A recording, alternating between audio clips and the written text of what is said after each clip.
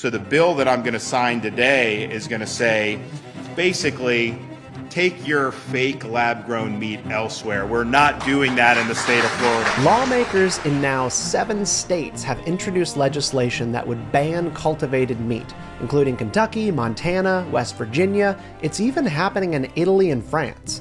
Now, so far, only Florida and Alabama have passed total bans on the manufacturing and sale of what is often referred to as lab-grown meat. But here's the kicker. Lab-grown meat is not currently available in a single U.S. grocery store or restaurant. It's an emerging technology. The issue wasn't getting much attention until Florida Governor Ron DeSantis signed SB 1084 into law, making Florida the first U.S. state to ban lab-grown meat for consumers. Now, despite a fresh federal seal of approval for the chicken variety of cultivated meat, DeSantis has taken it upon himself to remove the consumer's choice for these meat alternatives in the name of combating the globalists of the World Economic Forum. It's talk radio and 4chan politics turned into real-world law. It's not good for anyone, and I'll explain why.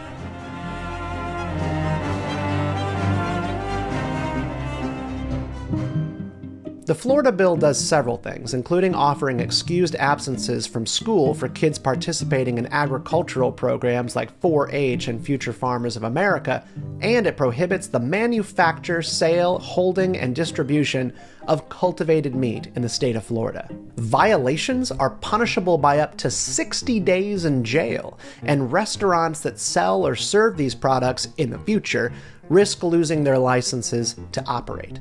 Now, it's important to understand that there are 2 emerging alternatives to good old-fashioned meat. First, there's plant-based meat, popularized by Impossible Foods and Beyond Meat, which are grown from plant cells and processed proteins in order to replicate the aroma and blood found in natural meat. The blood is actually a soy compound, and for a vegetarian who misses eating meat, this makes plant-based meat extra appealing. Then there's the more recent innovation in animal cell-derived meats that are grown or cultivated in a lab.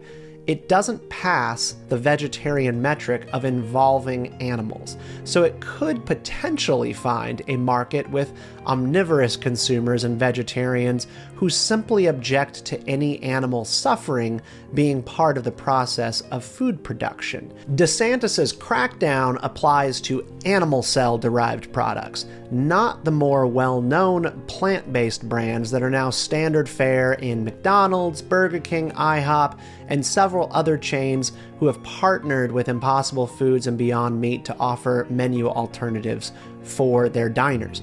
Not every partnership has stood the test of time or getting a positive consumer response. The question is not, are these products tasty? Are they healthy? Are they good? The question is, should it be a crime? When it comes to plant-based meat stand-ins, one reason for their rocky market performance is that they tend to be more expensive than both the beef and the bison burger options on restaurant menus, and also a little less tasty. But they aren't bad. Cultivated chicken and yet-to-be-approved beef products face the same uphill battle of lowering the price per pound to be competitive with consumers on a budget. The goal was to hit about $2.92 per pound, according to the head of global foods at Archer Daniels Midland. Now, global trends in food production and trade are making this incredibly hard to achieve. When Ron DeSantis speaks about the ban on lab-grown meat, he does so as if there's an imminent threat in the market to natural meat. He said they, the World Economic Forum, want to basically eliminate meat. They want to eliminate cattle, they want to eliminate chickens, all this stuff, and they want to create protein in laboratories. So it's essentially lab-created meat, and their goal is to get to a point where you will not be raising cattle, where you will not be developing meat like we've been doing for hundreds and hundreds of years in the state of Florida. Okay, it's true that many environmentalists have pointed the finger at factory farming and cattle as primary drivers of greenhouse gas emissions. It's also true that meat consumption has its enemies, some in very high places. But does that necessitate a ban on innovation and commerce for meat alternatives? Should a reluctant vegetarian, of which there are many, who want to enjoy a guilt-free bacon cheeseburger in Florida, be denied the freedom to enjoy a lab-grown meat option? Younger generations have bucked many long-running trends, ranging from wine and beer consumption being down, to also rejecting classic soda styles and Coke and Pepsi.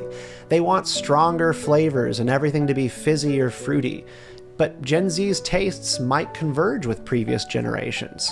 Or it's possible that beer and wine actually continue to be in long-term trouble with the rise of cannabis and hard seltzers as alternatives to relaxing at the end of a long day. Are these industries also going to be protected on the basis of being centuries-old institutions, like the cattle ranchers are being shielded from future competition with the ban on lab-grown meats?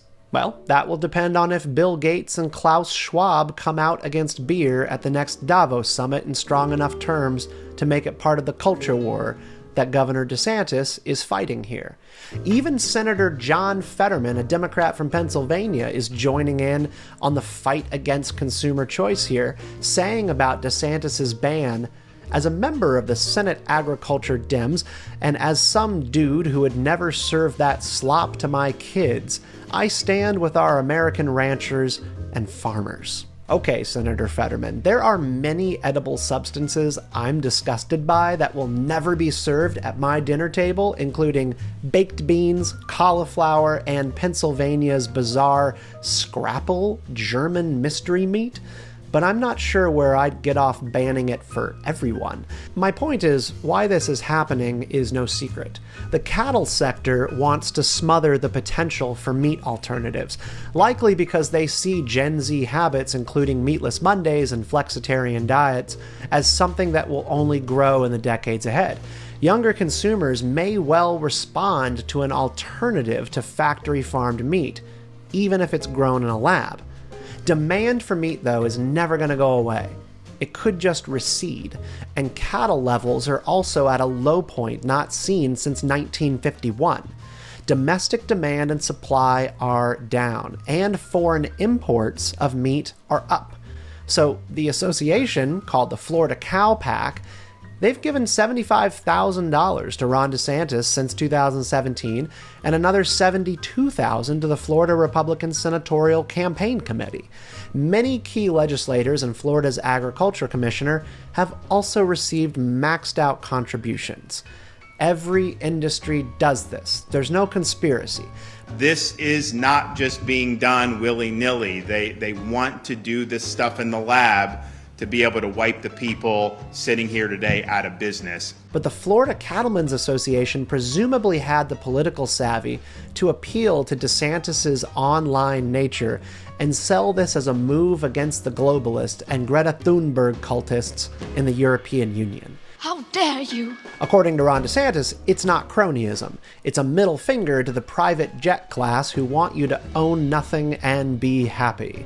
Own the libs with American beef. This is really a vision of imposing restrictions on freedoms for everyday people, while these elites are effectively pulling the strings, calling the shots, and doing whatever the hell they want to do in their own lives. Governor DeSantis has shown with his new ban on lab-grown meat in Florida that he only trusts consumers and freedom of choice so long as it's not disruptive to the status quo.